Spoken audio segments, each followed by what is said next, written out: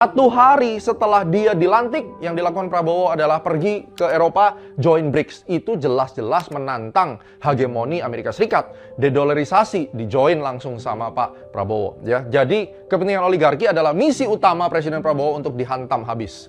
Ini adalah di Untold Story 1 dan 2. Ya, ini kedua, kalian bisa lihat, perhatikan bahwa bagaimana Untold Story 1 dan 2 itu menceritakan tentang tekanan dari negara asing untuk membuat Indonesia tunduk dan menyerahkan kedaulatannya. Disitulah seorang Prabowo Subianto ngelawan hegemoni asing. Dan saya harapan presiden selanjutnya juga berani melakukan hal ini.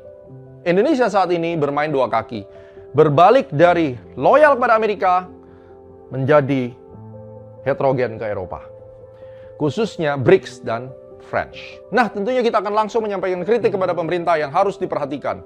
Apa yang harus ditimbang? Ini adalah 5 hal yang harus kita perangi. 1, koruptor. Sahkan RUU perampasan aset koruptor. Segera. Oligarki perusak bangsa. Oligarki asing yang terbukti melakukan spionase. Jerat dengan undang-undang spionase. Buat undang-undangnya. Ya. Oligarki lokal.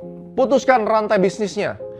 Oposisi pemerintah buzzer, bantai habis. Jadi seperti China, diktator sekalian. Jadi jangan sok-sok demokrasi, membiarkan para iblis-iblis ini, di mana iblis-iblis yang menggunakan sosial media, tukang clipper, yang rusak. Saya nyatakan perang dengan Anda. Dan saya harap Presiden juga menggunakan otoritasnya, ya, untuk menghantam orang-orang ini. Karena orang-orang ini jelas, sumber dananya jelas dari mana. Ini harus kita perangi bersama Bapak Ibu semuanya. Terlepas dari siapapun presidennya, mau presidennya nanti yang menjabat Indonesia secara konstitusi adalah oposisinya Pak Prabowo, tetap harus kita dukung karena ini bicara tentang kehancuran negara Indonesia jika terus digoreng oleh buzzer-buzzer sintetis. Hegemoni asing perusak bangsa, ya. Jangan sampai kita diperas, di blackmail, diintimidasi. Hati-hati. Ini harus kita perangi, dan oposisi pemerintah dan spionase asing harus kita handle dengan baik, ya. Sebisa mungkin, seperti Pak Prabowo, semuanya sudah dirangkul sama dia, mau teman, mau lawan, semua dirangkul. So, final verdict.